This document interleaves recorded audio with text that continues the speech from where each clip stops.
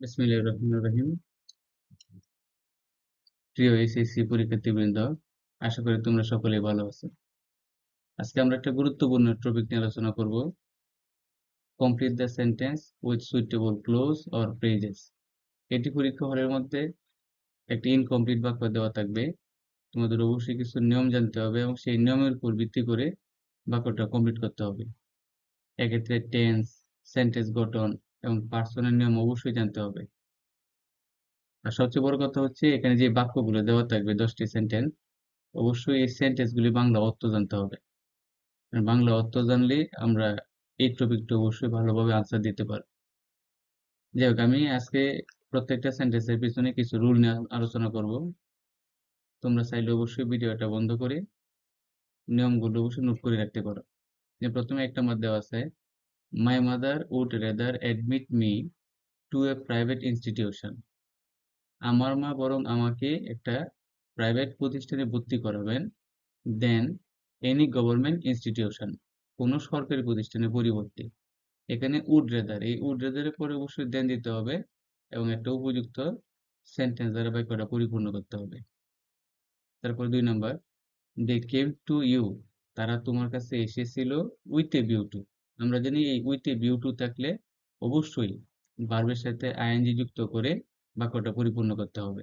যেমন, they came to you with a view to, তারা তোমার কাছে এসেছিল গেটিং সাম হেল্প, কিছু সাহায্য পাওয়ার জন্য, but you scolded them without any reason, কিন্তু তুমি তাদেরকে তিরস্কার করলে কোনো প্রকার কারণ ছাড়াই।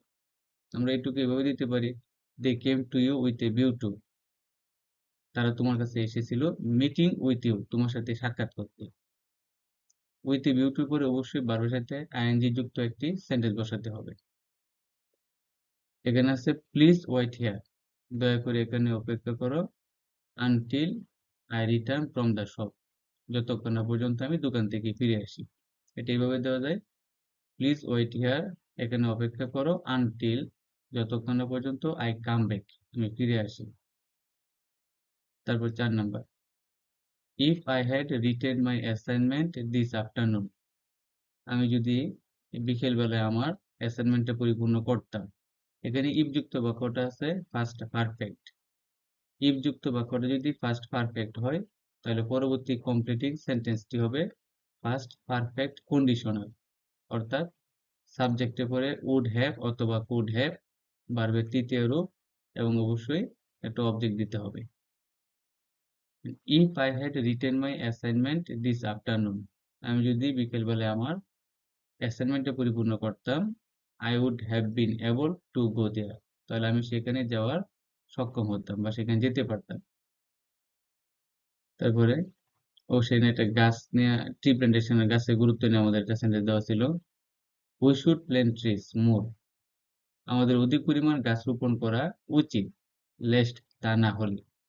এই লেস্ট যুক্ত বাক্যটি সবসময় এরকম হবে, সাবজেক্টে পরে মাইট অথবা শুড দিতে হবে এবং পরবর্তীতে একটা বয়সূচক ভার্ব দিতে হবে।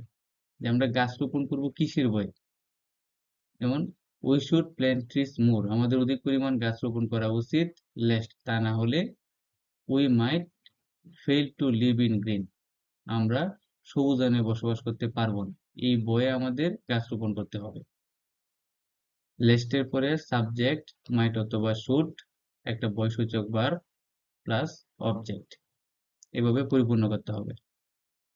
তারপরে 6 number, if it rains heavily in Dhaka city, যদি ঢাকা শহরে প্রচুর পরিমাণ বৃষ্টি হয়, there is a high risk of water logging, তাহলে সেখানে পানির জমাট বেঁধে যাবে।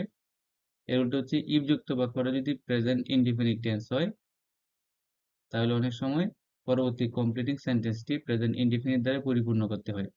একে জিরো কন্ডিশনাল বলা হয়। কন্ডিশনাল হচ্ছে 3 প্রকার। তারপরে 7 number, people in our country are used to violating traffic rules creating traffic congestion. Used টুর পরে সাধারণত বড় সাথে আইনজি যোগ করতে হয় এবং উপযুক্ত শব্দ দ্বারা বাক্যটা পরিপূর্ণ করতে হয়। আমাদের দেশের লোকজন ট্রাফিক নিয়মকানুন অমান্য করে ক্রিয়েটিং ট্রাফিক কনজেশন, এইভাবে ট্রাফিক সমস্যা সৃষ্টি করতেছে। The island of Saint Martin is the only coral island of Bangladesh. Saint Martin দ্বীপটা হচ্ছে বাংলাদেশের একমাত্র প্রবাল দ্বীপ। হোয়ার, যেহেতু এখানে হোয়ার দেওয়া আছে, তার মানে পরবর্তীতে একটা স্থানবাচক অর্থ নির্দেশ করবে। Where many tourist visit every year, যেখানে প্রতি বছর অসংখ্য পর্যটকরা ভ্রমণ করেন বা পরিদর্শন করেন।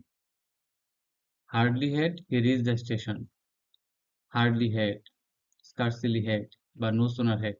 হার্ডলি হ্যাড এবং স্কার্সিলি হ্যাড থাকলে প্রথমে বাক্যের শেষে হোয়েন বসাতে হবে, তারপর পাস্ট ইনডিফিনিট টেন্সের একটি বাক্য বসাতে হবে পরিপূর্ণ করার সময়। আর নো সোনার হ্যাডের সময় এই হোয়েনের জায়গায় দেন বসাতে হবে এবং পরবর্তীতে একটি ফার্স্ট ইনডিফিনিট টেন্সের বাক্য বসাতে হবে। এটা হলো hardly had we reach the station, আমরা স্টেশনে পৌঁছাইতে না পৌঁছাইতেই হোয়েন দ্য ট্রেন লেফট, যখন ট্রেনটা চলে গেল। অর্থাৎ হার্ডলি হ্যাড এখানে থাকবে হলো ফার্স্ট পারফেক্ট টেন্স, আর হোয়েন বা দেন এর পরে থাকবে হলো first indefinite tense. Hardly had এবং স্কার্সিল হেড এর সময় আমরা হোয়েন বসাবো, নো সোনার হেড এর সময় এখানে হোয়েনের জায়গায় দেন বসবে। 10 নাম্বার, এটা রুলের বাইরে, বাক্যের মধ্যে দু একটা সেন্টেন্স দিবে, এটা কোনো নিয়মের মধ্যে পড়বে না। এটা বাংলা অর্থ বুঝে অবশ্যই বাক্যগুলো পরিপূর্ণ করতে হবে। যেমন Brojen Das was a legendary swimmer, Brojen Das হচ্ছেন একজন কিংবদন্তি তুল্য সাঁতারু। Who was the first Asian to swim across the English Channel, যিনি প্রথম এশিয়ান এই ইংলিশ চ্যানেলটা সাঁতরে পেরেছিলেন বা পাড়ি দিয়েছিলেন। এখানে টেন্স অবশ্যই দেখতে হবে, যেহেতু এখানে ফার্স্ট টেন্স আছে, আমাদের এখানে ফার্স্ট টেন্স দিতে হবে। 11 নম্বর, এডুকেশন নট অনলি এনরিচেস আস, শিক্ষা শুধুমাত্র আমাদের সমৃদ্ধশালী করে নাই উইথ নলেজ, জ্ঞান প্রদান করে, বাট অলসো, যেহেতু এখানে নট অনলি আছে, পরবর্তী বাক্যটা অবশ্যই বাট অলসো দ্বারা কমপ্লিট করতে হবে। বাট অলসো ওয়াইডেন্স আওয়ার আউটলুক, কিন্তু এটা আমাদের দৃষ্টিভঙ্গিকেও প্রসারিত করে। এখানে একই টেন্সের ব্যবহার করা হয়েছে। 12 নম্বর, ইট ইজ হাই টাইম, খুবই ইম্পর্টেন্ট একটা রুল, এটা প্রায় সময় থাকে। ইট ইজ হাই টাইম শব্দ হলো উপযুক্ত সময়, অর্থাৎ কাজটা আগে করার দরকার ছিল, এখনো করে নাই, তো দ্রুত করতে হবে। সুতরাং এই ক্ষেত্রে যেহেতু আগে করা দরকার ছিল, কমপ্লিটিং সেন্টেন্সটা আমাদের ফার্স্ট ইনডিফিনিট টেন্সের হবে। অর্থাৎ ইট ইজ হাই টাইম যুক্ত সেন্টেন্সটি যদি আমরা কমপ্লিটিং করি, তাহলে আমাদের কমপ্লিটিং সেন্টেন্সটি হবে ফার্স্ট ইনডিফিনিট টেন্সের। ইট ইজ হাই টাইম, এটাই উপযুক্ত সময়, দ্য গভর্নমেন্ট স্টপড কারাপশন, সরকারের দুর্নীতি থামানোর এখনই উপযুক্ত সময়। তারপর 13 number, it was 5 years since we had meet last, এখানে সিন্স যুক্ত সেন্টেন্সের প্রথম অংশ যদি ফার্স্ট ইনডিফিনিট থাকে, তাহলে পরবর্তী অংশটা ফার্স্ট পারফেক্ট দিতে হবে। আর প্রথম অংশ যদি প্রেজেন্ট টেন্স থাকে, সিন্স এর পরবর্তী অংশটা হবে ফার্স্ট ইনডিফিনিট। অর্থাৎ ফার্স্ট ইনডিফিনিট থাকলে ফার্স্ট পারফেক্ট, প্রেজেন্ট টেন্স থাকলে ফার্স্ট ইনডিফিনিট।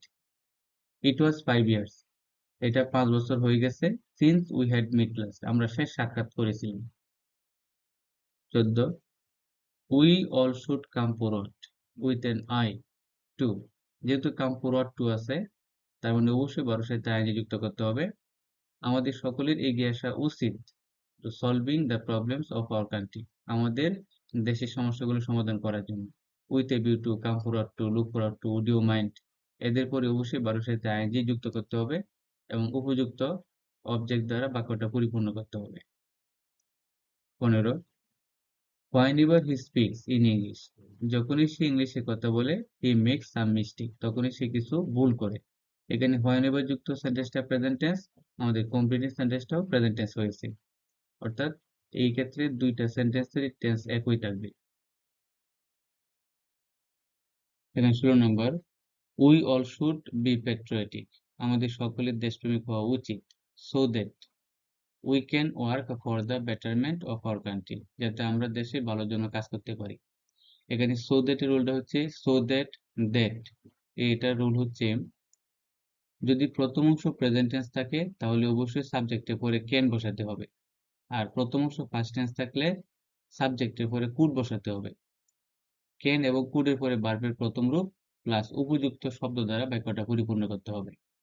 এখানে সো দ্যাট এর পরে এই সাবজেক্ট উই, তারপরে যেহেতু বাক্যটা প্রেজেন্ট টেন্স, এই জন্য ক্যান বসছে, ক্যান এর পরে ভার্বের প্রথম রূপ এবং উপযুক্ত শব্দ দ্বারা এই বাক্যটা পরিপূর্ণ করা হয়েছে। যদি এখানে ফার্স্ট টেন্স থাকতো, তাহলে আমরা অবশ্যই এই সাবজেক্টের পরে এই ক্যান এর জায়গায় কুড ব্যবহার করতাম। 17, if he studies by fits and starts. এখানে আমাদের ইফ যুক্ত বাক্যটা প্রেজেন্ট টেন্স। যেহেতু ইফ যুক্ত বাক্যটা প্রেজেন্ট টেন্স, তার মানে পরবর্তী বাক্যটা হবে future indefinite. If he studies by fits and starts, he will cut a story figure in the examination. If যুক্ত বাক্যকে বলা হয় কন্ডিশনাল। কন্ডিশনাল মূলত চার প্রকার: zero conditional, first conditional, second conditional এবং থার্ড কন্ডিশনাল। জিরো কন্ডিশন হচ্ছে if যুক্ত বাক্যটা প্রেজেন্ট টেন্স হবে এবং পরবর্তী বাক্যটা প্রেজেন্ট টেন্স হবে। এটি বেশিরভাগ ক্ষেত্রে প্রবাদ বাক্যের ক্ষেত্রে এরকম হয়ে থাকে। আর ফার্স্ট কন্ডিশন হচ্ছে প্রথম অংশটা থাকবে হলো প্রেজেন্ট টেন্স, পরবর্তী অংশটা থাকবে হলো ফিউচার ইনডিফিনিট। সেকেন্ড কন্ডিশন হচ্ছে প্রথম অংশ থাকবে ফার্স্ট ইনডিফিনিট আর পরবর্তী অংশ থাকবে হচ্ছে ফার্স্ট ইনডিফিনিট কন্ডিশনাল। আর ইনডিফিনিট কন্ডিশনালের গঠন হচ্ছে সাবজেক্টের পরে উড, কুড বা মাইট দিতে হবে, এদের পরে ভার্বের প্রেজেন্ট ফর্ম প্লাস একটা অবজেক্ট দিতে হবে। থার্ড কন্ডিশনাল হচ্ছে ইফ যুক্ত বাক্যটা থাকবে ফার্স্ট পারফেক্ট এবং পরবর্তী বাক্যটা হবে ফার্স্ট পারফেক্ট কন্ডিশনাল। আর ফার্স্ট পারফেক্ট কন্ডিশনের গঠন হচ্ছে সাবজেক্টের পরে উড হ্যাভ, কুড হ্যাভ অথবা মাইট হ্যাভ এবং ভার্বের তৃতীয় রূপ বসাতে হবে। 18 নাম্বার, there is nobody, এমন কেউ নাই who is absolutely happy with what he has, যে পরিপূর্ণভাবে সুখী তার যা আছে তাই নেই। এটা আমাদের রুলের বাইরে। 19 number, had I been an early riser, যদি আমি একদম সকালে ঘুম থেকে উঠতে পারতাম। এটা প্রায় কন্ডিশনের রুল। এটা had I রুলটা হচ্ছে কন্ডিশনের মতো। I would have I would have nurtured my hobby, তাহলে আমি আমার শখটা অবশ্যই লালিত করতে পারতাম। I will come back after I have finished my work, এটা after এর role. I will come back, আমি ফিরে আসবো after I have finished my work, আমার কাজটা পরিপূর্ণ করার পরেই আমি ফিরে আসবো। 21 নম্বর, it was 10 years, এটা 10 বছর হয়ে গেছিল, এটা since এর রোল। এখানে যেহেতু ফার্স্ট টেন্স আর এটা হবে first perfect tense. It was 10 years, এটা 10 বছর হয়ে গিয়েছিল since we had met last, আমরা শেষ সাক্ষাৎ করেছিলাম। তারপরে 22, unless we set out now, আমরা যদি এখনই যাত্রা শুরু না করি we will miss the train, এটা unless যুক্ত rule. we will miss the train, তাহলে আমরা ট্রেনটা মিস করব। আমরা যদি এখনই যাত্রা শুরু না করি তাহলে আমরা ট্রেনটা মিস করব। that he is honest, যেহেতু সে সৎ, is known to everyone, এটা সকলের কাছে তিনি পরিচিত। known শব্দের সাথে to বসে everyone, এখানে প্রেজেন্ট টেন্স, পরবর্তী অংশটা আমাদের প্রেজেন্ট টেন্স হয়েছে। তারপরে 24 number 24, those who waste time, যারা সময় অপচয় করে, have to repent in the long run, অবশেষে তাদেরকে অবশ্যই ভোগান্তিতে পড়তে হয় বা অনুতাপ করতে হয়। 25, the hospital released the old man, hospital এই বৃদ্ধ লোকটাকে ছাড়পত্র দিয়েছিল because he had already become strong enough to go home, কারণ তিনি ইতিমধ্যে যথেষ্ট পরিমাণ শক্তিশালী হয়েছিলেন বাড়িতে যাওয়ার মতো। এখানে আমাদের ফার্স্ট ইনডিফিনিট টেন্স দেওয়া আছে আর এই জন্য পরবর্তী বাক্যটা হচ্ছে first perfect tense. If I were informed earlier, যদি আমি সকাল সকাল খবরটা পেতাম, আই উড মিট হিম, আমি তার সাথে সাক্ষাৎ করতাম। এটা হচ্ছে আমাদের ফার্স্ট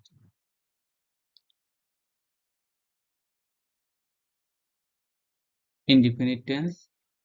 যেহেতু এটা ফার্স্ট ইনডিফিনিট টেন্স, পরবর্তী বাক্যটা হবে ফার্স্ট ইনডিফিনিট কন্ডিশনাল। এই সাবজেক্ট উড প্লাস ভার্বের প্রথম রূপ প্লাস হলো object. If I were informed earlier I would meet him. তারপরে আছে ইট ইজ হাই টাইম।